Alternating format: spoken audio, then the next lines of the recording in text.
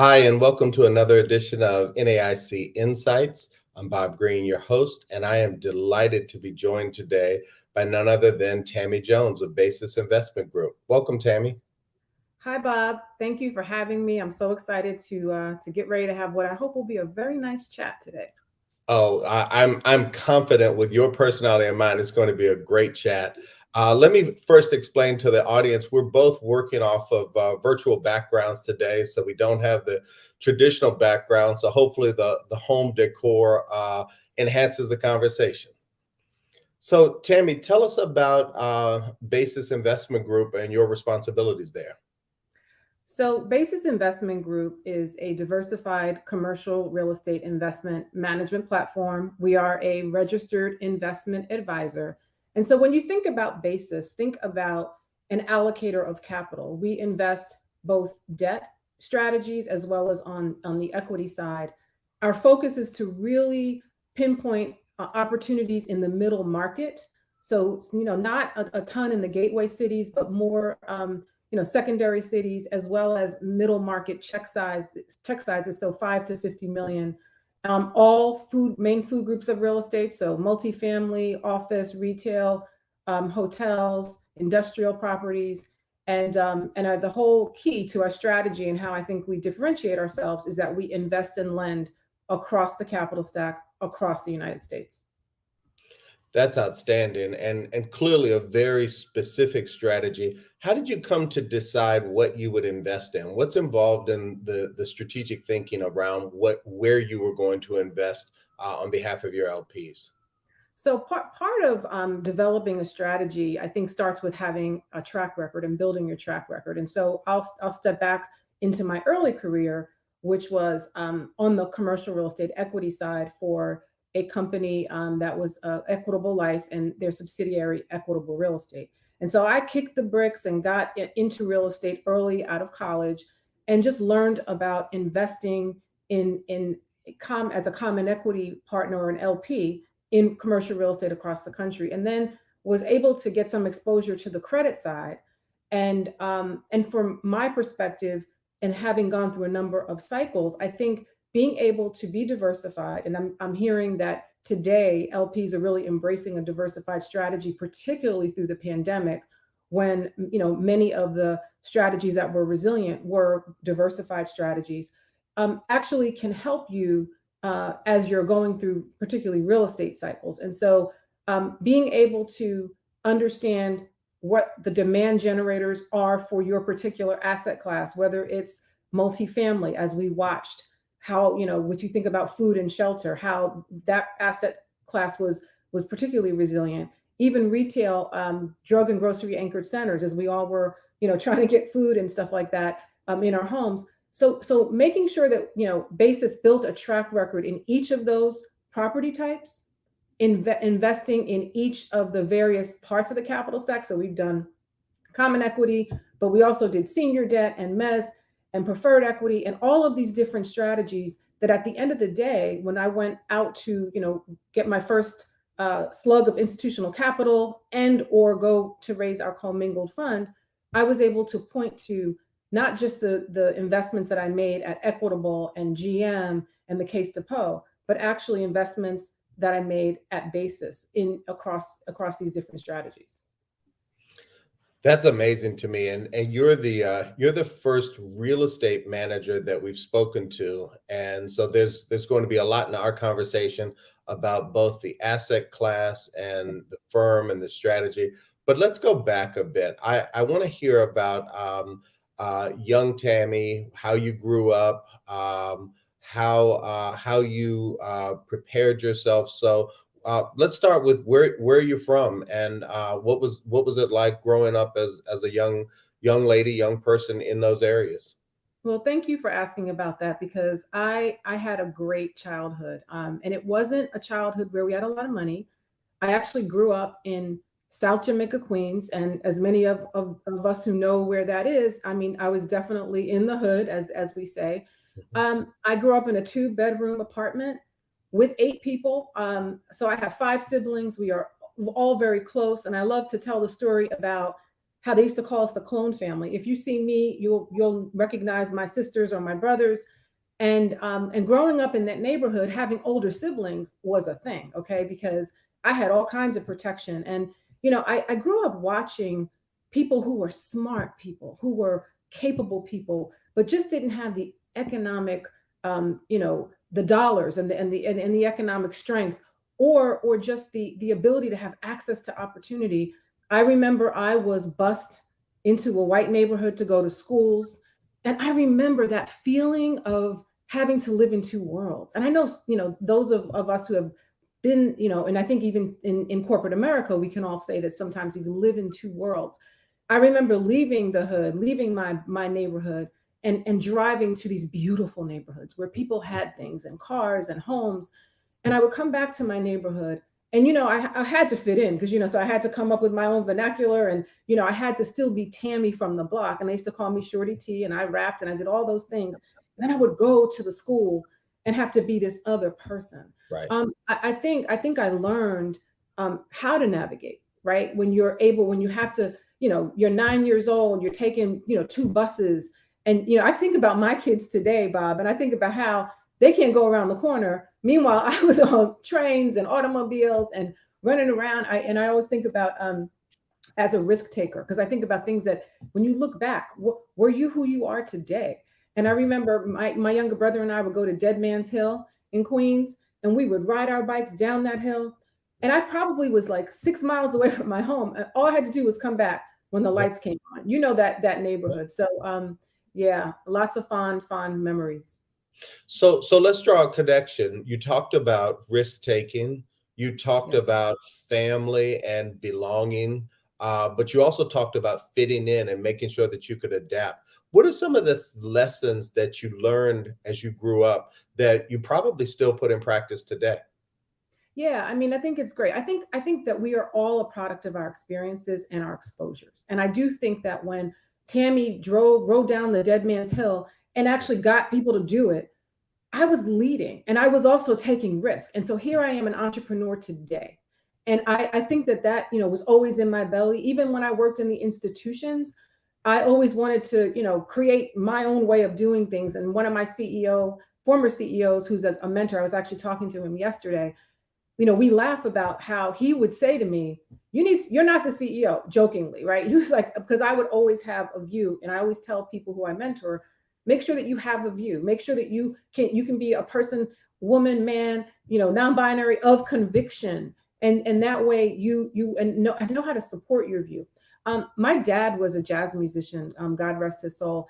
And I learned from him passion. And I also learned that jazz is about improv. And I watched him doing his gigs with his jazz musicians. And I remember how he would move in and out, and they were just, riffing off of each other. And Mhm. my family's a musical family. So, we sing, we dance, we do a bunch of stuff. And I do believe that there's a connection between math and music. I share all this to say that I look at my entrepreneurial spirit, and I got it from my father, because I watched, as a musician, you eat what you kill. I watched him have to navigate quickly, make quick decisions. And so all of those things, as much as, he warned me not to go into showbiz, because he Mhm. said, Tammy, you have a sweet voice, it's not a money voice. And I went Cornell instead. I feel like, those, when you watch someone pursue their passion, you take that with you. And so I hope he's proud of me today, because I feel like I am in my purpose. Oh, I'm sure he's proud of you. Actually, we all are proud of you and Thank kind you. of marvel at what you're building. So you went from Jamaica, Queens, clearly had to be a good student. I'm sure the commonalities of being smart and working hard, but you made a determination, first woman in your family, I believe, to go to college. And you started at the lofty heights of the Ivy League. Tell us about what it was like going from Jamaica, Queens to an Ivy League institution and finding yourself there. Culture shock. I mean, when I say culture shock, it was like I had gone to an entirely different planet. Coming from the inner city, I never really traveled. Yeah. Going to Cornell University, while it was still New York State, I met so many different people with different backgrounds. When I first got there, I really didn't like it. I yearned for home. And actually, I'll share a quick story. I actually lost my father right before I went to Cornell University, and I just remember he died, suddenly of a massive heart attack. But what was so amazing about the timing, and kind of crazy about the timing when you look back, is that he knew that I got in, and he was so proud. And so, as much as I wanted to give up, I also felt like I stood on his shoulders. And so, and I share that to say that you have to find what motivates you, Mhm. even in adversity. And so, for me, the lesson has been, get comfortable being uncomfortable, because opportunity, at least for me, did lie at the edge of that discomfort. I was scared, I was lonely, I was grieving, but I pushed myself, Yep. and I realized that I had to do that.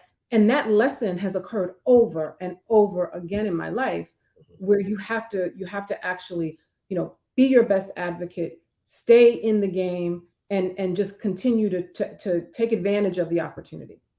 So I love the enthusiasm with which you share the story. It's very, very clear that you were highly motivated. But what was the dream then, Tammy? If you still recall it, who were Do. you trying to be? So it's so amazing. I actually had a science math focus, right? And I, again, math and music, I like to say that. But I went to Cornell University to become Dr. Tammy. I Oh, was I was in a pre-med track. You know how it is in the black households. yep, You were a lawyer, you were a doctor, maybe an investment banker, I don't know. But I kind of had myself positioned as Dr. Tammy. yep. Took an organic chem class, did not do well, probably got my worst grade. I won't even tell you what it is in my life. And you know what? I didn't at that time, I didn't really have too many people to talk to about career stuff, because again, first woman in my family to go to college. I had some classmates, and I had a dean that I kind of talked to, but I think I was just trying to find my way. And so at the same time, I took an economics class, and girlfriend got an A. So I was like, okay, this is kind of interesting. I don't know if I love it, but I felt like I was, interested in supply and demand, and think about the connection with real estate, right? Mhm. Microeconomics and economics. And so, I don't know if I should have stayed, in the organic chem, or the pre-med track. Who will ever know? But I do know that I took the economics track, and there was something about the way of thinking, the math involved, that actually I began to thrive, and I started to get more confident. And then I began looking at ways to connect it to business.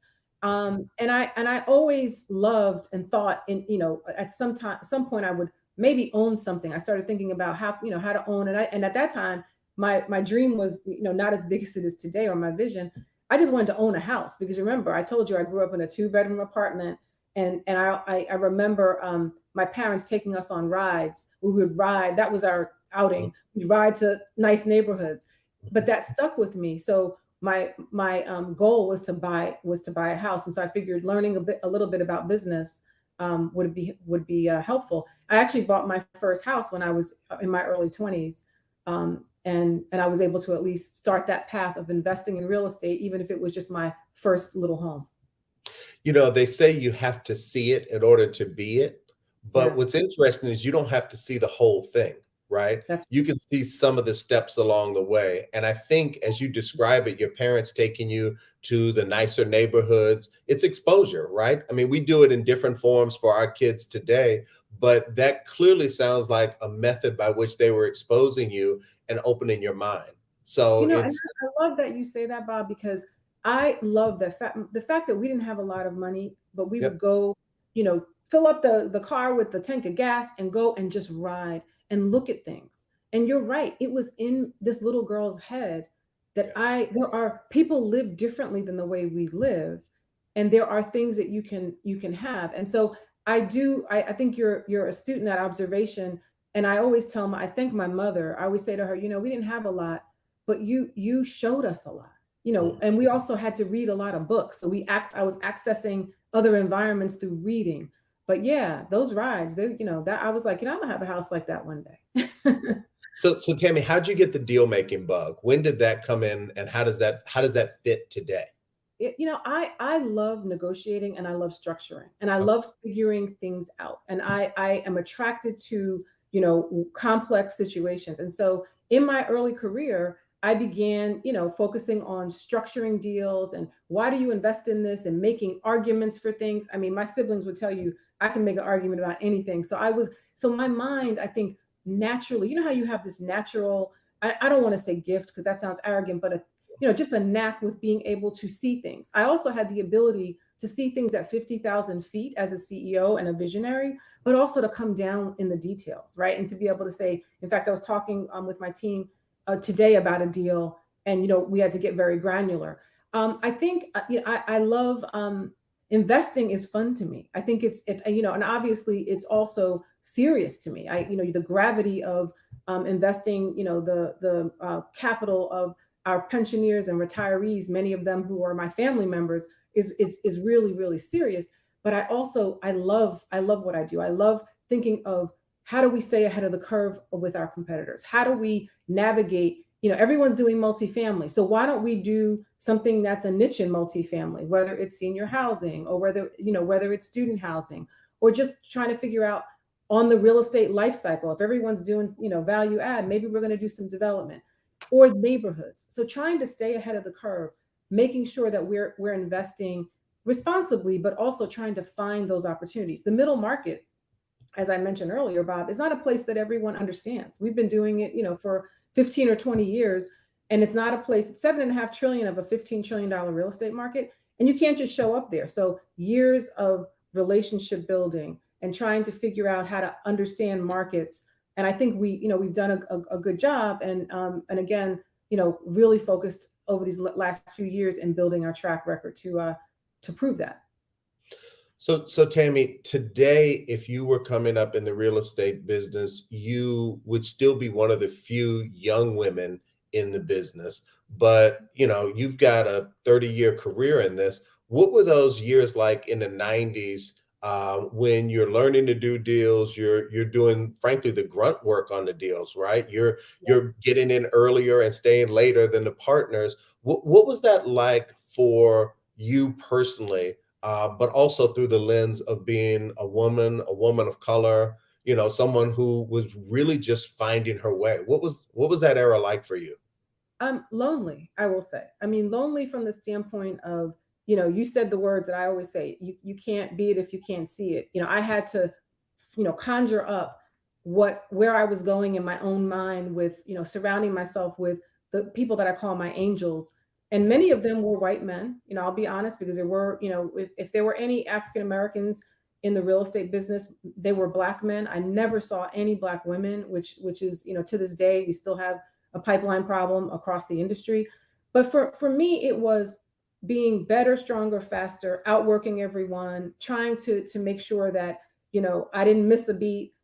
Going to get my master's at night. I got my MBA while I had, children, because I knew that in order to get to the next, go from director to VP, I looked to see what everybody else's credentials were, and there it was. And so I was determined to not only go through the training programs that I was exposed to and kill it, but to also not have any reason why someone could say, well, you know what, we would give you this role, but it's you don't have your MBA. So I went and got a master's at night, which is really hard working full time, and I had no choice, taking care of my kids.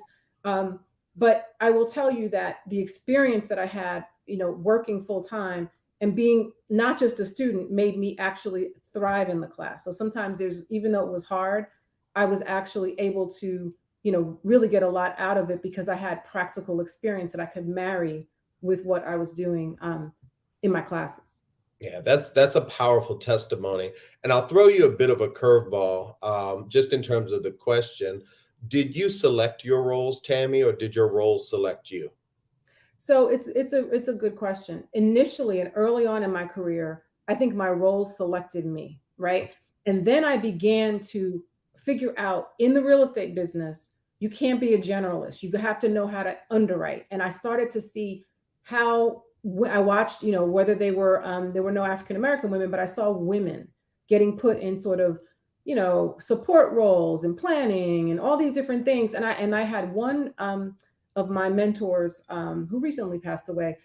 He said to me, you can be, jack of all trades and master of none. He was like, we need to get you, go get your master's. We need to have you underwrite. We need to have you on the acquisitions team. We need to have you on the credit team. And so I began to realize that there was a method to, just like when we prepare our kids for college, building those credentials and that skill set. And it was something that I definitely had my angels, I call them my angels along the way, that helped me. And I think it was me trying to figure out what kind of career did I want? Who did I want to be like? And I wasn't sure that I just wanted to be an acquisitions person. I Right. think in my mind, you know, I never saw anyone in the C-suite who looked like me. So Mhm. I kind of knew that even if I got close, the chances of being a CEO for a real estate firm were not that high. So I knew that I had to actually, had the entrepreneurial spirit, but I also had to create the CEO role for myself. And I'm really proud to say that I did it, and I'm really happy that I did it because, sometimes I think the lesson there is if you know that you can lead and get the experience in the institutions. And I watched how, what positive impacts I had on those P&Ls, and that gave me confidence to Mhm. go out and say, I can do this. I can write a business plan, I can raise money, and then I can be the change I wanted to see, which is to become that CEO. Even if it wasn't, something that I could see happening naturally or organically like it does for some of our white male counterparts, creating it is another way to do it. So, okay. Um, Thank you for being so candid and just honest about what the journey took. Now, let's go to the deal world, right? I mean, in this space, you live and die by your deals, right? Yeah. It's going to be, on the track record, but long before the deal is ever fully realized, people begin to see your style and you Yep. begin to learn your own style. What did you learn about yourself in deal making? And if you were to sort of think about why you're a successful deal person, you talked about the negotiating, but what else can you share with us about the deal side of what you do? I think being patient, being a good listener, because when you are, going through negotiating a transaction or deciding you're going to do a deal or presenting a deal to your LP, you need to listen to understand, what they may be thinking or seeing as risks. I think being able to present. I mean, when I think about going back to my childhood, dancing in front of people, singing in front of people, performing, that helps when you're out here and you're performing and you're convincing people. I think the art of deal making is great analytics and understanding how to support your position. And so our team is extremely talented in making sure that there's no stone unturned in connection with what we think the risks are. And the risks are changing. I mean, as we are in environmental and social and governance, we're seeing real estate is obviously, climate change risks, floods, natural disasters, earthquakes, hurricanes. All these things affect a tangible investment. So I think resilience is another word that pops into my mind. Is to realize that sometimes deals can take a year. Like it could be you're working on something or waiting for the right time, and then engendering confidence and trust. Right when we're allocating capital on the debt side or the as an LP on the equity side, we want our borrowers and our GPs to trust that we're going to show up, certainty of execution, all those different things. And so it's creating that culture, of trust and great partnership. So, not that I think anybody could, but just knowing how men are and knowing how America is, has anybody ever underestimated you at the deal table? Oh, And how did sure. you deal with that? I mean, it's so funny. It's I have this 10-second rule where when somebody's really getting on my skin, I count to 10. Okay. And I make sure that I am not ever, perceived as someone who's going to, be that angry person. I won't say the rest, um, because I know that that's what people think. So again, know your audience. Yeah. I think that people always underestimated my math mind, which works really quickly. My team will tell you that I will figure something out in a second. I'll be like, well, that math doesn't sound right. And so it's always fun for me to do that because I know that most people's minds don't work that way. So I'll throw out a couple of math things Yeah. to get some credibility. But I think most of all, it's there's this thing that I've been studying called dialectical behavior therapy. Mm. Actually is called DBT, and it's part of mental health. And it's one of these things where you validate someone, and you make them, feel, even if you disagree with them, you actually can still validate them. You don't have to agree with them, but you can agree that that's the way they feel. And I have used this in my negotiating throughout the years, and it works. It's like a magic wand.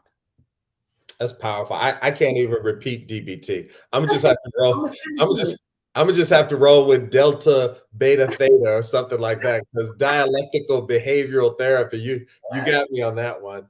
Um, the so one of the common themes that I find in these inside interviews is a lot of the people I interview are very successful before they ever have their biggest success. And here's what I mean. In order to start a firm, you have to create wealth, you have to create a lot of success, and you have to have a lot of confidence. But then that confidence and that wealth tend to work against you because it can make you comfortable, it can make you complacent. So, when did you get the bug to create your own firm? And what did you do to prepare yourself prior to launch? So that's a great question. So I think that every role that I held before creating Basis prepared me for the next role. I'll just start there. So, started on the equity side, leading a small team, then went over to the credit side and led a larger team, then went over to the case depot and actually led a team of 80 people across 8 offices, closing $6 billion. And that job, I wasn't an owner, but I had a share of the P&L. And so I had to build everything from scratch, hire every person, open up offices, deal with HR issues, IT, accounting, infrastructure, all these different things. And it was so funny because when I went to join the Case Depot, that CEO mentor who I mentioned earlier said to me, I think you can be a successful leader, but I'm going to have to train you to stop being so transactions focused. And it's so Mhm. funny because on my team now, I know that there are some folks that are great transactions people, but it's making that leap, right? To actually do oversee something from again the 50,000 feet, but Mhm. then also being able to do all those different things. So thank God for that job. So the great financial crisis hit. It's 2009. God, I can't believe it feels like it was, just yesterday, but it's already, more than a decade, right? Yeah, So 2009 hits, and I didn't lose my job. You remember on Wall Street and other places, people were laid off. sure. Um, but the investing, window and light switch went off, and the Case Depot had the denominator effect, so they pulled the capital from our subsidiary, and so we were kind of sitting there. And it was that time, that year, that I have a type A personality. I think, Bob, you know me well enough to know that. And I started getting antsy. And my CEO was like, listen, this is when people thought things were going to come back soon. It's Yep. going to be fine, don't worry. So I literally started writing a business plan. And I was reading this book called The Alchemist. I've told this story before, Paulo Coelho. And I was reading, and I had, because of the years of all this hard work, I don't know when the last time I read a book for pleasure was. So I was reading this as an adult fairy tale, if you haven't read it. Mhm. And I got to this place where it said, there is one thing that will make your dream impossible to achieve. And it was fear of failure. And you know how when you read something and it like hits you, Yep. it's like, wow, that is me. I was afraid. I was afraid. And I had watched so many people in other cycles make money in downturns by leaving and going out on their own and riding the wave of recovery up. And I had a little money saved because I had, I was head of the platform, like you talked about. I started creating wealth and started investing. And so I felt like I had enough money. And I had to talk myself into realizing that I still had my MBA, I still have my experience. If this fails, I can still get a job. And it was that, like, literally Tammy talk to myself that I had to do. And so I went out on my own, and I remember my CEO saying, "Are you crazy? Where are you going? What are you doing?" I made a list of my top 10 folks that I had invested with, a lot of family office. I got down to number 7, and which means I, was getting some no's, and I got my first 100 million from a family office, JEMB Realty, and the rest is history. I love the story. I've obviously heard it before. It's a big part of your legacy and who you are. The piece that I think gets overlooked in so many of the people in our industry story, Tammy, is the fear of failure is so very real, right? Yes. I mean, if Yes. you grew up in Greenwich, Connecticut, and you had a trust fund and your grandfather's grandfather was known to the world, I mean, okay, it's a little bit different, right? You have big shoes to fill, but if you fall, you're in the mansion and you figure it out while you're by the family pool. But for so many of us, the first generation of folks, you fall, and that fear of going all the way back below the starting point. So I hear the stories, and I love when our folks can tell their stories and they just stretch their arms out to God, and they got pulled in, and that's wonderful.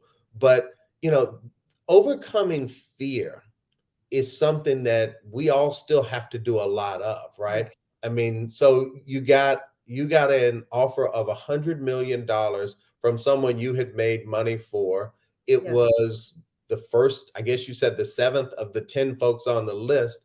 So now you're not literally, but you are in business. You're Right. ready to go. So what happens there? Because now you have now created Tammy Jones, CEO, right? That's right. And Managing I partner. remember that's it. I have, but it was still scary, right? Because Yep, I knew that I had a window. 100 million is not infinity. And I also knew that I had to be the, head cook, dishwasher, and everything else to start your firm because you run lean initially. And so remember, I had 80 people working for me. I had, a person to do everything.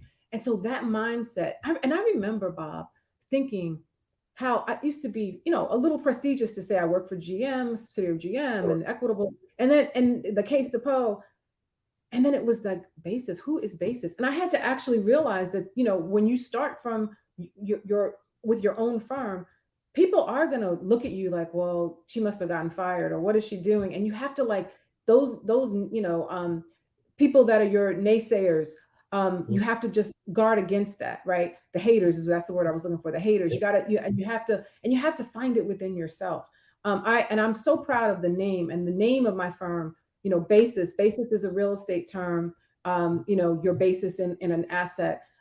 Basis is my foundation. My foundation is God. And so basis, and then basis means Black American sister. And so I kept telling myself, this is your destiny. This is your journey.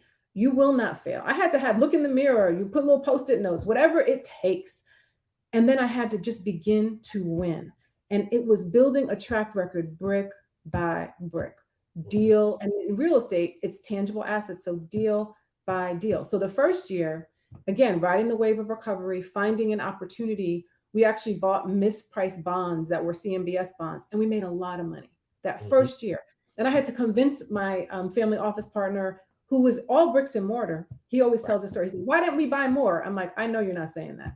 right. And we won, right? And I said, here's where spreads are, here's where they are today, here's where they used to be, and doing the analytics and being a master of your craft and being able to say, here's, yes, every investment has risk, but doing the research, doing the work, even in real estate, whether it's investing in a company or investing in a building or investing in a bond collateralized by real estate, which is what that these were.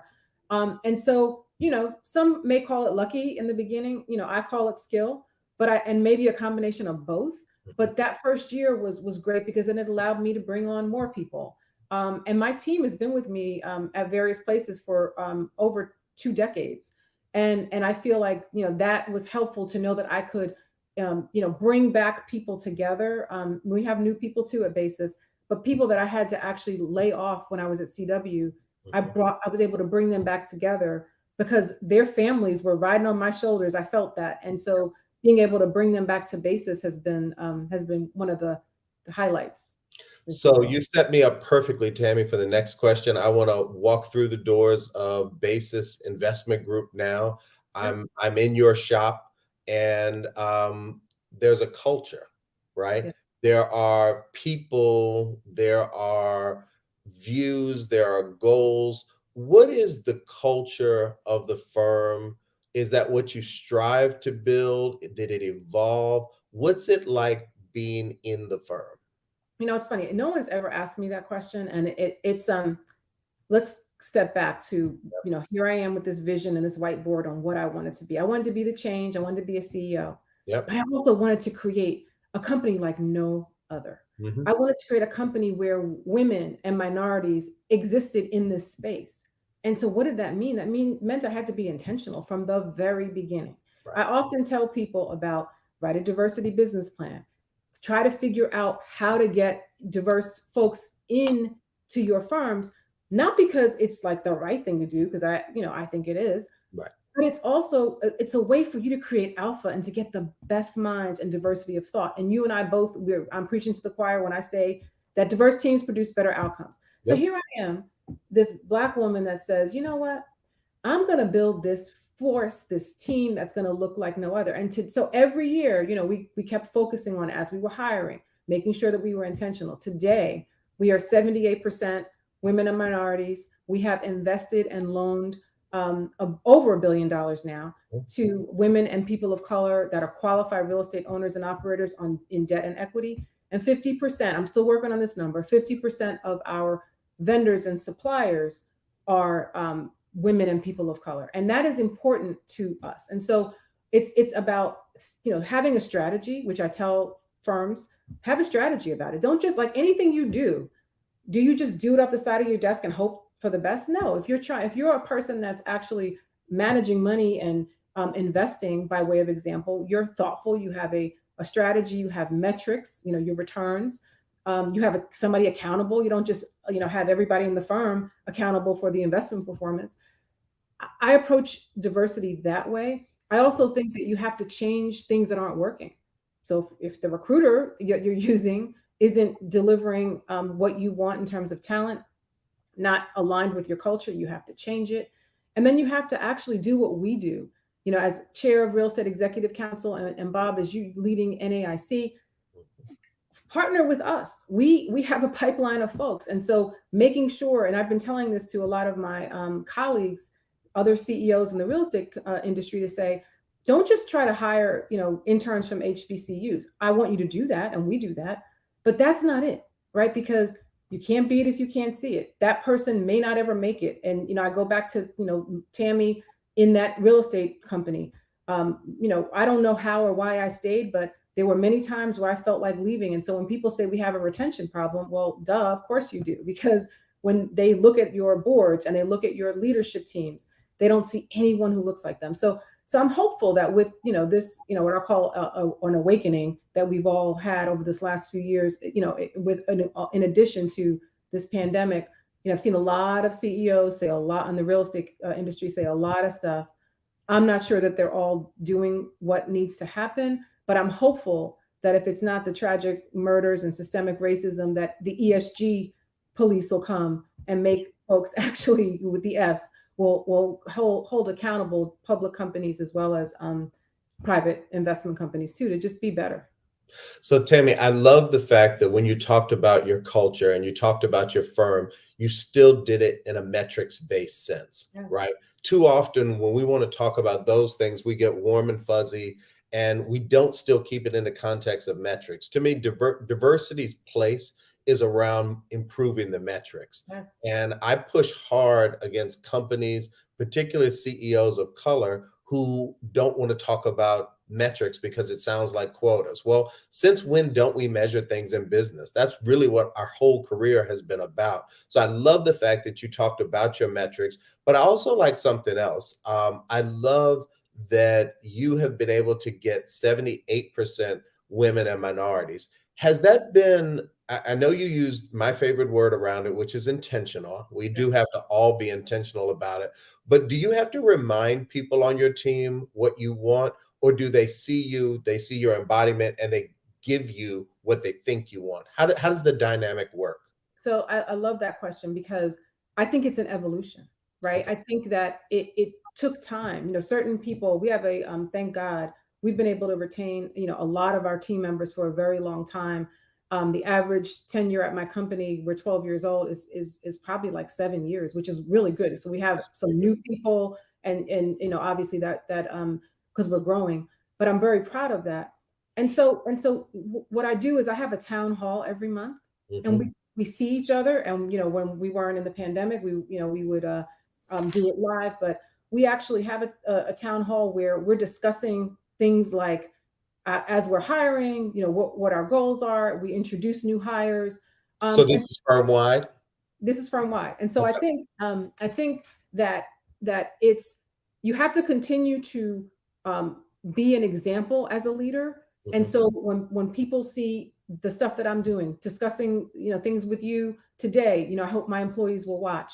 Yep. Being a person that's consistent, I don't make it a secret that I want Basis to be this place like no other. And Mhm. I love when my employees say, we've never worked with so many diverse people across all nationalities, and gender and non-binary, all those things that we embrace.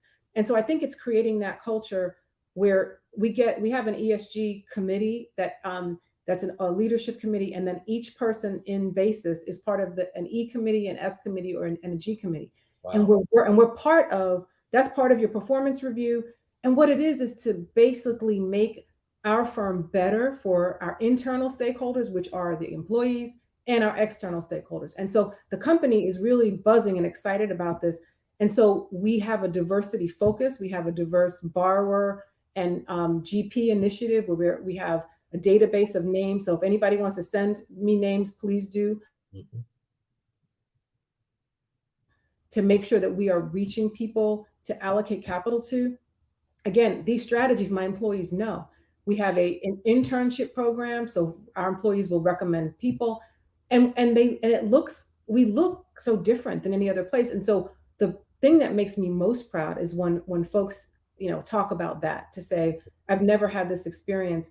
And then we're also performing, and we remind the employees, look at our track record. You I can't really talk too much about my second fund because it hasn't closed yet, but more to come on that. But the employees are aware of what's going on and they're excited. Hopefully that makes sense. No, it definitely does. It definitely does.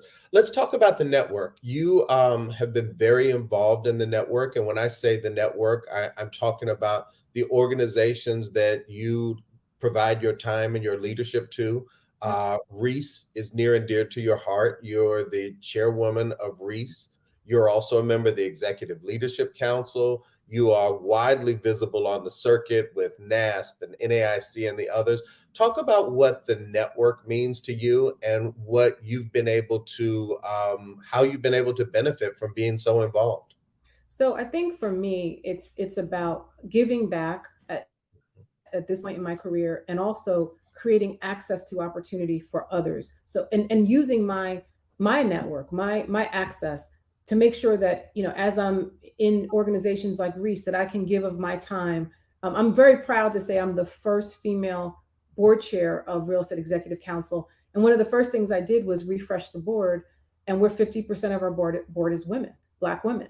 I wanted my sisters on the board with me, and it was great because the organization has grown, and the chairs before me did an amazing job, and I stand on their shoulders. Yep. But I also think that Reese was at a place where it was an inflection point. And so creating access to opportunity across this ecosystem of not just investing in deals, but also with service, property management, brokerage, but also trying to figure out how do we get people in the industry early stage up through the boardroom. And I've taken a very keen interest in making sure that we are in the boardrooms so we can help make decisions, and not just getting in the boardroom. My latest thing is I want us to have leadership positions on boards, whether they're private, public, VC boards.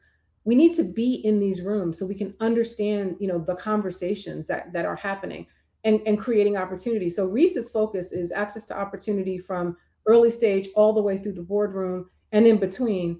And I'm very excited about the progress that we've made. We have a number of partners that we hoping to do some partnership with NAIC as well. We're There's talking just about it. Yeah, that's right. There's just so much to do to create change in this industry, because it really, sadly, in the last 20 years, it hasn't changed that much. Today, 78% of the executive jobs in senior jobs in commercial real estate are still white men. Mhm. So our work is cut out for us, but we're going to continue, to fight the fight.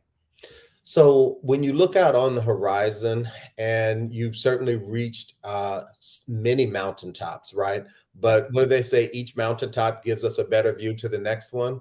So What else true. do you see out there, Tammy? Where are you headed? Where are you aiming? If you can let us in on the vision.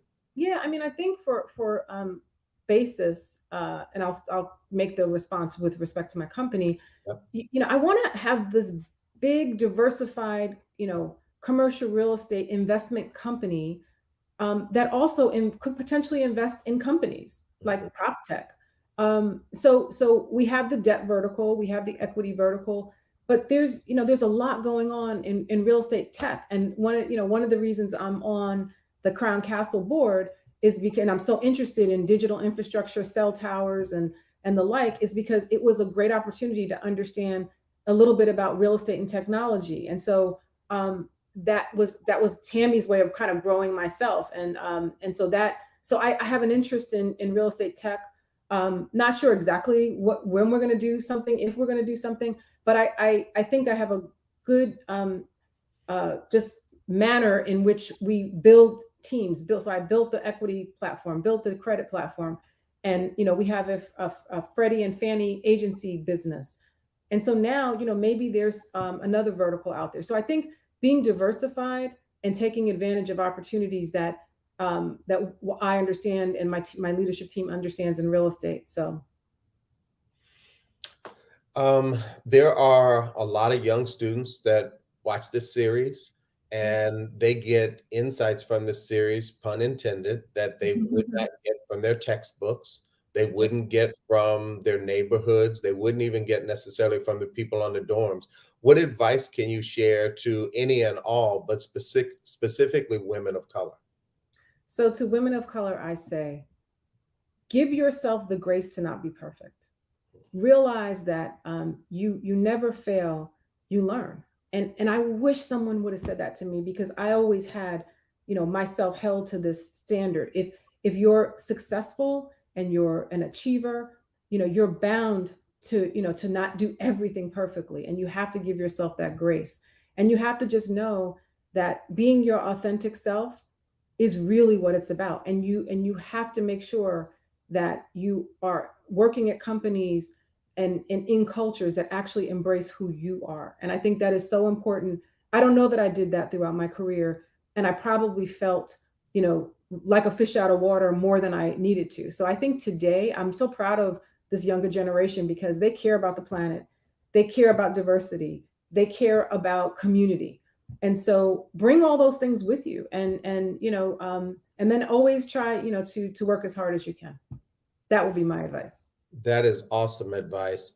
Tammy, I said it before, but I didn't meet your dad, but I hear a Mhm. lot of the jazz musician in what you say, in terms of the vision, the color of the notes, the risk taking, Yes. the performing, the bigger and better stages. So my hat's off to you. Very proud of you. Happy to call you my friend, and really excited for what you and your partners are building at Basis, and look forward to many, many years of positive growth to come. Thank you for joining us today, Tammy. Thank you for having me. See you soon. Yep. Take care. Bye Bye bye. bye.